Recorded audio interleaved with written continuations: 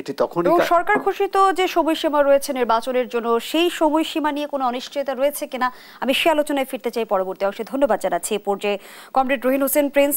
রাজনৈতিক দলগুলোর সাথে প্রধান উপদেষ্টা বৈঠক করলেন এবং সেই বৈঠকে আপনি বলেছেন যে শুধু সংকট হলেই প্রধান উপদেষ্টা ডাকেন, এরপর থেকে সরকার রাজনৈতিক দলের পরামর্শ গ্রহণ না করলে প্রধান উপদেষ্টার এমন আহ্বানে সাড়া দেব না। প্রধান উপদেষ্টার আসলে রাজনৈতিক দলগুলোর প্রতি মূল বার্তা কি ছিল, আর কোন পরিস্থিতি বিবেচনা আপনার মনে হচ্ছে সরকার খুব সংকটে আছে? না, পয়েন্ট দুইটা। ওনার কি বার্তা ছিল আপনি কি ওইটা শুনতে চান, নাকি রাজনৈতিক দলগুলো যাদেরকে ডেনে উনি শুনতে চাইছেন তাদের বার্তা কি ছিল?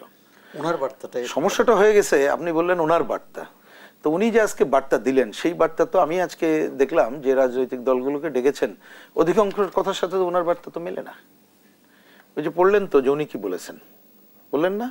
আমি কংক্রিট বলি, ধরেন আমি কি বলেছি, উনি যেটা বলেছেন আমি বললাম যে হ্যাঁ ইউ আর কারেক্ট। আমি অনেকগুলো পয়েন্টের মধ্যে যে পতিত কর্তৃত্ববাদী স্বৈরাচারী ফ্যাসিস্ট তারা তো নানা ধরনের সংকট তৈরি করার চেষ্টা করবে, এটা তো স্বাভাবিক, এটা আলোচনার কোনো এজেন্ডাই না। কিন্তু এইটা আমি প্রতিহত করতে কিভাবে পারবো, কিভাবে শুরু করছি এইভাবে যে তাহলে আপনি তারা যেটা করেছে তার বিপরীতে যদি সুশাসন না দিতে পারেন তাহলে অন্য কথা বলে লাভ নেই, বরঞ্চ মানুষের চেতনার স্তর যেখানে আছে মানুষই বলবে আগেরটা ভালো ছিল। তাহলে আপনাকে তো এটা উইন ওভার করতে হবে, সেইটা না করে পারবেন না। শেষে বলেছি এই যে বলি যে শুধু আপনি একটা অপশক্তির কথা বললেন, শুধু তা না, এর বাইরে দুইটা অপশক্তি মনে রাখতে হবে। সেইটা যদি আমরা উদ্ধার না করতে পারি এর দায় আপনার কাছে পড়বে, এটা ওনাকেই বলেছি সবার উপস্থিতিতে। তার একটা কি, যে এই দীর্ঘ অগণতান্ত্রিক শাসনে বেড়ে ওঠা অপশক্তি, পতিত স্বৈরাচার তো আছে, তার বাইরে আরেকটা বলেছি আধিপত্যবাদী এবং সাম্রাজ্যবাদী শক্তি, যেটা এইখানে আমাদের গোপন চুক্তি হচ্ছে আমেরিকার সাথে, এইখানে আমাদের করিডোর দেওয়ার কথা হচ্ছে, বন্দর দেওয়ার কথা বলা হচ্ছে। তাহলে এইগুলোও কিন্তু নানা অপশক্তি, তারা অস্থিতিশীল করতে চাইতে পারে। তাহলে এই পুরো জায়গা থেকে যদি সুশাসনের কাজটা আপনি না করতে পারেন তাইলে হবে না। এবং আমি আপনাকে বলি, উনি তো ওই যে কথা বলেছেন যেটা এখানে বললেন, ওর বাইরে আর একটা বার্তা দিয়েছেন, সেটা আমি বলতে চাই। যদি উনি, আমি আশা করব উনি যদি রক্ষা করেন, সেটা যেমন নির্বাচনের কথা তো আজকেও কিন্তু এই সব ছাড়িয়ে উঠে আসছে এই জন্যে গণতন্ত্রের পথে হাঁটার জন্য। এবং মনে রাখেন আজকেও যখন কথা বলছি মনটা তো আমাদের খারাপ, এত বড় একটা শোকাহত পজিশন, এখনো পর্যন্ত আমরা কি বলবো যে সভার কি অবস্থা আমরা এখনো জানতে পারিনি, এরকম একটা সংকটের মধ্যে আছি। তারপরও এইখানে কথা হলো উনি যেটা লাস্টে বললেন, যেটা যে হ্যাঁ আমি যে নির্বাচন সেটা তো আমাকে করতেই হবে, দৃষ্টান্ত স্থাপনকারী ভালো। এবং উনি আজকে অন্ততপক্ষে এই কথা বলেছেন, অন্ততপক্ষে আমাদের সামনে, আশা করি এটা উনি যদি রক্ষা করেন তাহলে এটা ভালো খবর। নির্বাচনের প্রতিশ্রুতি যদি সরকার রাখেন, এখানে যদি কিন্তু কেন সরকারের প্রতি আস্থার সংকট কেন? না, আমি বলছি কি জিনিসটাকে আস্থার সংকট হয় কেন, আপনি যখন কথা দিয়ে কথা না রাখেন, এইটা হচ্ছে ব্যাপার। আপনার কিন্তু নির্ভর করা যায় না, এইটা হচ্ছে কারণ।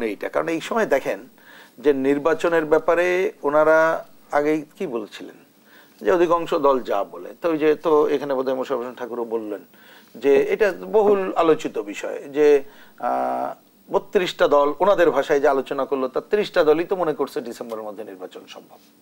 আমরা এখনো মনে করি সম্ভব। তাহলে সেই কাজটা না করে ওনারা যখন বলছেন যে যদি অমুক সংস্কার করতে পারে, যদি আমার না ওনাদের, তো এখন সংস্কারের তো শেষ নাই। যাই হোক, আমি সেদিকে না যে আমি কংক্রিট করি যে আলোচনা করছিলাম ওই সময়, আমি যদি বলেছি উনি আজকেও যেটা বলেছেন, আমি বলছি যদি ওইটা রক্ষা করেন। যেমন একটা বিশেষ জায়গাটা বলি, যেমন শেষ দিকে এসে প্রথম উৎকণ্ঠা দিয়ে শুরু করলেন, শেষে এসে আমাদের অধিকাংশের আলোচনায় যখন নির্বাচন একটা লোড পেল যে সুশাসন সবটা আশা করি না, কিন্তু গণতন্ত্রের পথে হাঁটার জন্য সুনির্দিষ্ট করা দরকার, উনি শেষ দিকে এসে বললেন যে হ্যাঁ পুলিশের উপরে তো শুধু নির্ভর করা যাবে না, কারণ আইন শৃঙ্খলা পরিস্থিতি অবনতি, তাদের অবস্থা সবাই জানে, বলে উনি বললেন যে এগুলো তো জনগণের উপরে নির্ভর করতে হবে, আর জনগণ তো আপনারা এই রাজনৈতিক দলগুলো তাদের সাথে কথাবার্তা বলেন, তাহলে সেই জায়গাটা করতে হবে।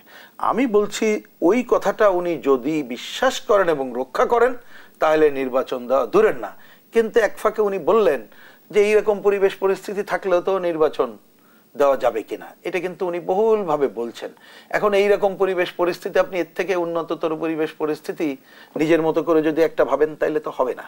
তাহলে আপনাকে আগে ঠিক করতে হবে যে আপনি পারছেন কি পারছেন না। এই যে কথাটা এইখানে আলোচনা দেখলেন, সরকার তো নিজেই চলতে পারছেন না, এটা তো বুঝতে হবে। এবং আজকে এই যে বিভিন্ন দলকে ডাকলো, কাকে কাকে ডেকেছে তো আমরা জানতাম না, যে দেখলাম এইখানে তো আমি বলবো যে অধিকাংশ দলই আজকে পরিষ্কার ভাবে বলেছে যে শুরুতে যে পরিমাণ জনসমর্থন ছিল সেই সমর্থন তো নাই আপনাদের। এই কথা তো পরিষ্কার করে আজকে বলা হয়েছে। এখন ওই যে একটু বলতে ইচ্ছা করে, মান্না ভাই ওনার ছাত্র, একজন সিনিয়র পলিটিশিয়ান, কথাটা ওনারই পত্রিকায় দেখেছিলাম যে স্যার আমার স্যার শোনে এবং হাসে, কিন্তু শেষ বেলায় কিছু করে না, উত্তরও দেয় না।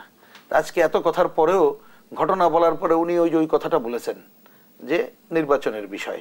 এবং আজকে এখানে পরিষ্কার ভাষায় অনেকে এটা বলেছে যে আশা করি আগামী 5 তারিখে আপনি নির্বাচনের সুনির্দিষ্ট তারিখ ঘোষণা করবেন। যদিও আমার দিক থেকে আমরা বলেছি ওনাকে ঘোষণা করতে আমরা বলি না, আমরা বলেছি আমি সুনির্দিষ্ট 5 বলি নাই, কিন্তু বলেছি আশা করব নির্বাচন কমিশনকে বলবেন তারা যাতে সুনির্দিষ্ট তারিখ ঘোষণা করে, তাইলে কিন্তু আমরাও একটা পথ পাবো এবং এই যে গণতন্ত্রের পথে হাঁটার অন্যান্য কাজগুলো কিন্তু শুরু করা যাবে। কারণ এখন তো মানুষ তার কোথায় যেয়ে পৌঁছাবে, একটা সরকার 5 বছর থাকলে বুঝতো যে আচ্ছা 5 বছর সে অন্যায় করতেছে, আসো অন্যায় করছে আজকেই তাকে নামিয়ে দেই। তা আমরা তো তা বলছি না, আমরা এর কাছ থেকে আশা করতেছি একটা সুনির্দিষ্ট তারিখ ঘোষণা করবে এবং সেই পথে আমরা ঐক্যবদ্ধভাবে আগাবো। তখন রাজনৈতিক দলগুলো আমাদের অনেক দায়িত্ব পড়ে যাবে, সেই দায়িত্ব বরঞ্চ আমরা কি পালন করছি সেইটাই জনগণের কাছে আমরা জবাবদিহি করব।